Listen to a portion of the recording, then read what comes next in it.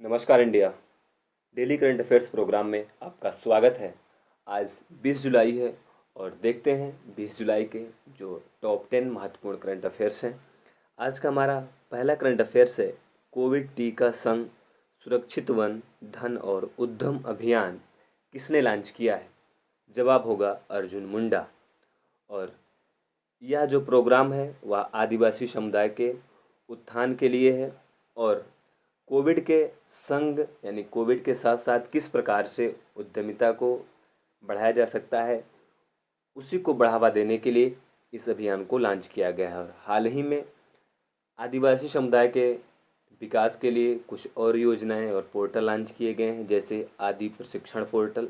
इस पोर्टल के माध्यम से आदिवासियों को जो पूरे भारत में उनसे संबंधित प्रोग्राम चलाए जा रहे हैं, उन प्रोग्रामों से उन लोगों को इन्फॉर्म करना या उसके बारे में जानकारी प्रदान करना आदि प्रशिक्षण पोर्टल का उद्देश्य है। इसी तरीके से संकल्प से सिद्धि भी परियोजना आदिवासी समुदाय के लिए चलाई जा रही है। और इम्पोर्टेंट बात यह है कि आदि प्रशिक्षण पोर्टल, संकल्प से सिद्धि और कोविड टीका संग सुरक्षित वंधन और उद्यम अभियान, इन तीनों की शुरुआत अर्जुन मुंडा जी के द्वारा की गई है। अगला प्रश्न है, दरबार मूंग परंपरा किस राज्य से संबंधित थी? तो इसका उत्तर है जम्मू कश्मीर। और बेसिकली इस परंपरा में क्या होता था, जम्मू कश्मीर की दो राजधानियाँ होती थी, एक ग्रीष्मकालीन और एक शीतकालीन। तो प्रत्येक 6 महीने पर जो राजधानी के कर्मचारी होते थे, अधिकारी होते थे, उनको ट्रांसफ़र किया जाता था। 6 महीने ठंडी में जाओ कैपिटल एस्टेब्लिश है वहाँ पर काम करेंगे, फिर 6 महीने गर्मी के समय। तो इससे भारी राजस्व की खर्चा होता था। इसी को देखते हुए देश के प्रधानमंत्री जी ने इस परंपरा को समाप्त कर दिया है। और अगला जो प्रश्न है आज का, वह है, किस राज्य में प्रागैतिहासिक काल की गुफा मिली हुई है? तो इसका उत्तर होगा हरियाणा। और इतिहास को पढ़ने के लिए इतिहास का डिवीज़न किया गया है, उसी का एक डिवीज़न है प्रागैतिहासिक काल। और इसकी जो परिभाषा इतिहासकारों ने दिया है, उसके अनुसार जिस काल में मनुष्य ने घटनाओं का कोई लिखित विवरण नहीं प्राप्त है, यानी कि मानव समाज के, उस काल को प्रागैतिहासिक काल कहा जाता है। जिस काल के घटनाओं का कोई लिखित साक्ष्य नहीं है, ऐसा इतिहास प्रागैतिहासिक काल कहलाता है। और हरियाणा लगातार सुर्खियों में है, क्योंकि अभी हाल ही में भारत का पहला ग्रेन एटीएम यानी कि अनाज एटीएम हरियाणा में ही स्थापित किया गया है। और हरियाणा के जो मुख्यमंत्री हैं, उन्होंने एक अनाउंसमेंट किया है। अनाउंसमेंट ये है कि ओलंपिक में हरियाणा राज्य से जो भी विजेता होगा, उस विजेता को हरियाणा सरकार के द्वारा 5 करोड़ रुपए दिए जाएंगे। अगला प्रश्न है, भारत की पहली मोंग फ्रूट की खेती कहाँ शुरू हुई? उत्तर होगा हिमाचल प्रदेश। और हिमाचल प्रदेश के कुछ अन्य महत्वपूर्ण करंट अफेयर्स हैं, जैसे यहाँ का जो बांध है यह भी सुर्खियों में रहता है, जैसे भाखड़ा बांध, ब्यास परियोजना, और एक नाथपा झाकरी परियोजना है जो सतलज नदी पर है। इसी तरीके से जो कुछ पहली चीज़ें हुई हैं भारत में वे इम्पोर्टेंट होती हैं, जैसे भारत का पहला डॉल्फिन सेंटर पटना में स्थापित किया जाएगा। इसी तरीके से भारत का पहला कृषि निर्यात केंद्र नागपुर में खोला गया है।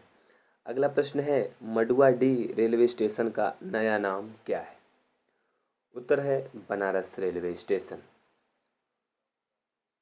इसी तरीके से रेल से संबंधित एक महत्वपूर्ण स्टेशन का नाम है हावड़ा केलका मेल। जो ट्रेन थी उसका भी नाम चेंज कर दिया गया है और उसका नाम नेताजी सुभाष चंद्र बोस एक्सप्रेस कर दिया गया है। और हाल ही में अभी बनारस में ही रुद्राक्ष कन्वेंशन सेंटर का उद्घाटन देश के प्रधानमंत्री जी के द्वारा किया गया है। अगला प्रश्न है, मातृ कवचम योजना किस राज्य की है? तो यह योजना केरल की है। और केरल कई चीज़ों में इम्पोर्टेंट है, जैसे एसडीजी रैंक में भी केरल टॉपर स्टेट की श्रेणी में शामिल है। इसी तरीके से कवल प्लस योजना केरल सरकार ने लॉन्च किया है। कवल प्लस योजना का उद्देश्य है कि यौन उत्पीड़न से जो बच्चे प्रभावित हैं उनकी हेल्प करना। और यहाँ के जो सीएम हैं वह पी नारायण पिल्लई हैं, और इसी तरीके से यहाँ के जो राज्यपाल हैं वह आरिफ मोहम्मद खान जी हैं। और जनगणना की दृष्टि से देखें तो भारत का जो सर्वाधिक साक्षर राज्य है वह भी केरल है। वेम्बनाड, अष्टमुडी, पेरियार ये सब झीलें जो हैं यह भी केरल में ही पाई जाती हैं। इडुक्की बांध परियोजना केरल में ही है और कोच्चि बंदरगाह भी केरल में ही है। अगला प्रश्न है, कोविड-19 की प्रथम 100% डोज देने वाला राज्य कौन बना? उत्तर होगा लद्दाख, और लद्दाख की जो राजधानी है वह है लेह। अगला प्रश्न है, टेबल टॉप अभ्यास किन देशों के मध्य संपन्न हुआ? उत्तर होगा भारत, मालदीव और श्रीलंका, यानी कि यह एक त्रिपक्षीय सैन्य अभ्यास है। अगला प्रश्न, न्यूज़ में रहा पेगासस स्पाईवेयर क्या है? तो यह एक जासूसी से जुड़ा हुआ मामला है जिसमें यह बताया गया है कि भारत के जो प्रमुख पत्रकार हैं और मंत्री, यहाँ तक कि विपक्ष के नेता जो हैं, उनकी फ़ोन टैपिंग या अन्य प्रकार की जासूसी इसके माध्यम से की गई है। और यह जो पेगासस कंपनी है यह एक इजरायली कंपनी है। अगला प्रश्न है, एनबी ड्राइवर उपकरण किसने बनाया है? उत्तर होगा आईआईटी मद्रास। एनबी ड्राइवर एक आर्टिफिशियल इंटेलिजेंस उपकरण है और इसका कार्य होगा कि कैंसर के म्यूटेशन के लिए कौन कौन सी जीन्स जिम्मेदार हैं या कैंसर से संबंधित अन्य प्रकार के जो खोज है या उसके निदान है, उन सब के बारे में ये जो एनबी ड्राइवर उपकरण है यह जानने में मदद करेगा।